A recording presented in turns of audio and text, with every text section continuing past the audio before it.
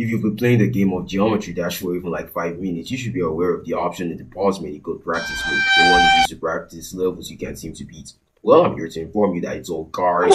Well, at least it's used wrongly by most players. Please let me explain myself. When the player opens a level for the first time, if the level is one they can beat without practice mode, then they will switch to that, well, after 1 or 2 attempts, and do a playthrough of the level. There's actually nothing wrong with this. In fact, it's actually what determines whether or not you're going to beat the level. It's only unnecessary when you do this multiple times. I mean, every time you visit the level and try to complete it. Yeah, this causes the completion to take a lot of attempts and time, which is why it took me 10,000 attempts to complete 9 circles of all levels. The reason for this is simply because the player practices the easier parts and the harder parts of the level equally, instead of, I don't know, focusing on the harder parts more.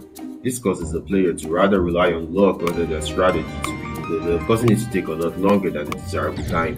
So what you want to do is manually place your checkpoints at parts you think will be difficult for you, or completely ditch practice mode and make use of star positions instead. Star positions serve as savable checkpoints in a level. To use them will require a copy of the level you can edit, which you should be able to easily get from the servers by searching if you don't have moderator features or hacks. Star positions can be a bit cumbersome to use if you don't have this mod, but it makes it easier to choose parts you have to practice more. You also need to practice the last parts of levels as much as possible. This one thing has led to many outstanding fails in GE history, and you don't want that to be you, especially when you're beating your new hardest level. What I think is the best method of actually beating levels is beating them backwards. What I mean by this is doing runs from like 90% to the end, 80% to the end, and so on. This will help to balance how good you are every section of the level and avoid some annoying deaths while you're playing. If you do this consistently, then yeah, you won't have problems beating your new hardest level, and to take a lot less attempts